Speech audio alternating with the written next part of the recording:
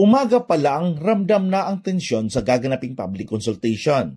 Ang author ng proposed Bill 223 na bubuo sa bayan ng Nuling mula sa bayan ng Sultan Kudarat, Maguindanao del Norte na si Member of the Parliament Bayling Mantawil naging sentro sa isyu. Nagkalat ang mga posters at tarpaulin sa bayan na persona non grata siya at may mga caricatures pang may sungay at pangil siya.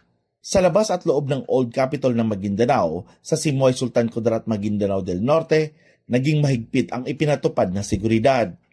May armor person carrier na nakabalandra sa labas ng Kapitolyo. Ang mga tao labas-pasok mula sa Pabcon area.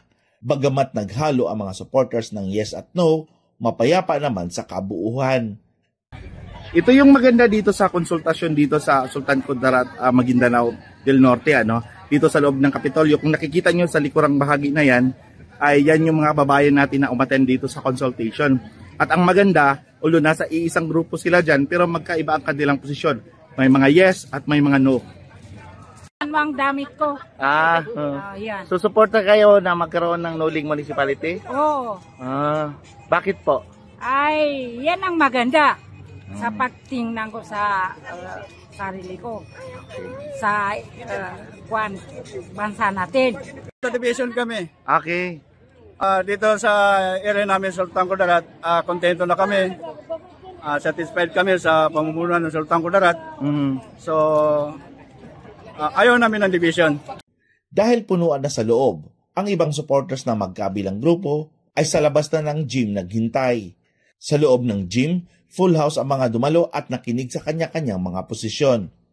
Dumalo sina MP Kelly Antao, MP Bayling Mantawil, MP Mary Ann Arnado, MP Aishak Mastura, MP Suaib Oranon at MP Abdul Gani Kalutsyag. Dito na sinimulan pakinggan ang mga sumang-ayon, di sumang-ayon at maging ang mga neutral lang sa BTA Bill 223. Sultan Kudarat benar ng unang tumagibitira sa Molad barangay atau ke Molad munisipyo. Na mawagi po niyan mana na makabad sa madwa ka munisipyo. Supporter kami siya kanu kambad sa munisipyo sa kanya ba munisipyo Nuling. Ya bu, sobat taman, assalamualaikum warahmatullahi taala wabarakatuh. Napabunot kami kanong mga leaders, uumpungan, unggol leaders siya sa gobyerno na sa kami apyondosan napakayong kami for support kami langon. Pag example, inya na may kahanda, idi na ame kanyabon makagapya, masupport, dili na tuwi makagapya. Unya mo na makagapya, support kami sa kagapya na kadivide, na support po sa barangay kalsada, siya wataman. The CSOs believe that leaders of certain municipality, the mayor, the vice mayor, the councilors, can better plan and implement peace and development programs and projects in their municipality, more strategic, focused, effective, and efficient if it has a small area coverage or with only limited number of barangays. It also brings great ease to the burden of the MLGU leadership, and that would redound to the strong social cohesion between and among the municipal constituents. The CSOs further believe that dividing a municipality with huge number of barangays is synonymous to producing and grooming other leaders in the locality, especially the young ones to become great leaders of tomorrow as humble public servants. Sangini sabab sa dokang kapambadanin. Kaginadanin po magtalo suotid to reason. Kagina ko sa kami pagigsan sa Sultan Kudarat na di kami pagkyub. Kaginaso development na naandan. Munisipyo is Sultan Kudarat. Nani province, regional office, nga babarma niya apag probinsya, saya makatabang kanu, mga digkagagano munisipyo. Saya na may panganin, na imbis sa plebisito tano, gastusan tano sa plebisito, na ingay ng kanu Sultan Kudarat para gaulad mas mabilis o development. Pero si Sultan Kudarat Vice Mayor Shami Mastura, nakasama ang kanyang ama, na si Mayor Tokaw Mastura at iba pang mga kamag-anak, hindi napigilan na ibulalas ang kanyang pagtutol. Malinaw daw na pamumulitika ito, lalo't bahagi din umano siya ng UBJP na partido ng Moro Islamic Liberation Front. Uged, naklaro ba na niya sa politikay niya? Di tano ilalagit sa mga amirol mujahidin tano. Kasi kami mismo, sa atin mismo, na pimbata ko nila.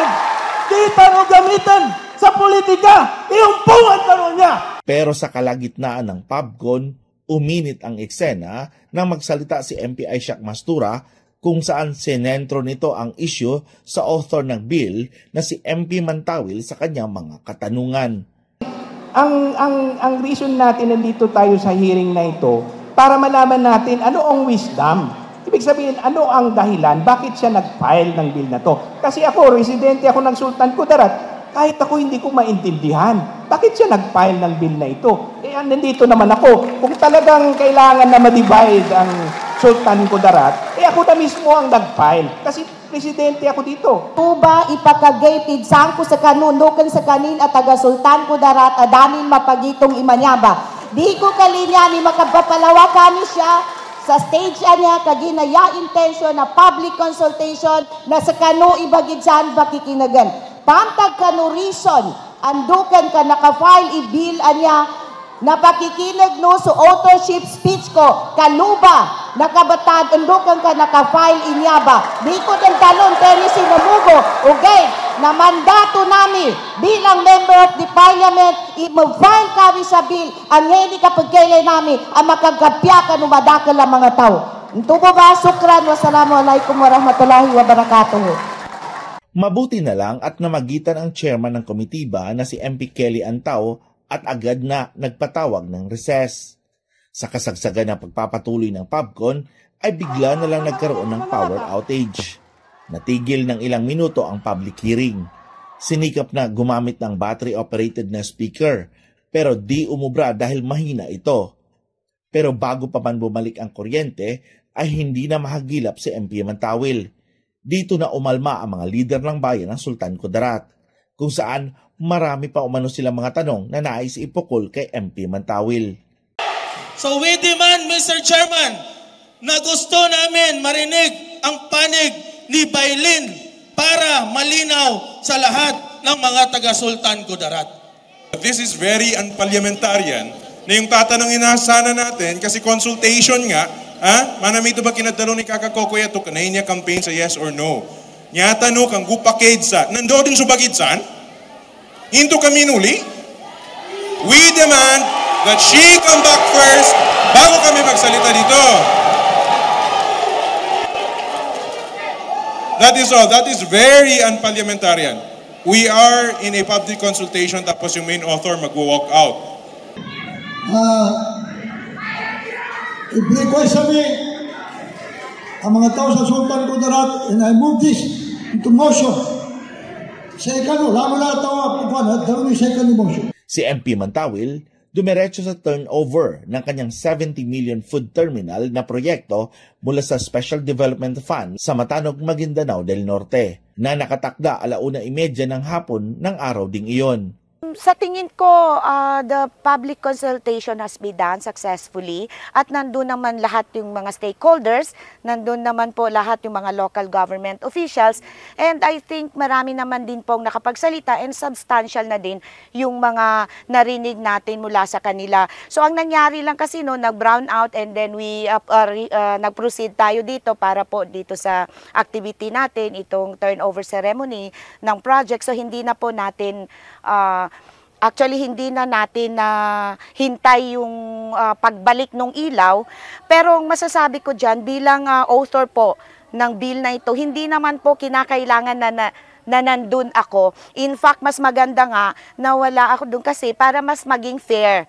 No, maging fair at hindi bias yung pag-deliberate at pagbibigay ng mga suggestion at recommendation ng mga tao. Ang public consultation po, ang bida po dyan ay ang mga tao. Hindi po kami, kaya nga iniiwasan natin na makapagsalita kami or iniiwasan natin yung makasagot kami kasi ayaw namin yung magkabanggaan yung mga pananaw ng bawat isa. So, yun po siya, ang bida talaga ay ang mga stakeholders, yung mga gusto magbigay ng opinion, suggestion para sa ikagaganda ng bill. So yun po, kinokollect namin yan. So hindi po kami dito kailangan na sumagot sa kanila. No, kasi hindi nga ito sagutan, hindi po ito siya open forum. Ang proposed municipality of Nuling ay may populasyon na 38,589 na kinabibilangan ng mga barangay ng Alamada, Banatin, Damanyog, Ibutigin, Kabuntalan, Kapimpilan, Katamlangan, Katidtuan, Ladya, Maydapa, Matigan, Nalinan, Nara, Pigkawayan, Pinaring at Ragisin. Sa Barangay Pinaring ang napiling seat of government ng proposed Nuling Town. Mula sa bayan ng Sultan Kudarat, Maguindanao del Norte, kasama si Arwin Parcon, ako si Ferdinand Cabrera para sa Kutang Bato News.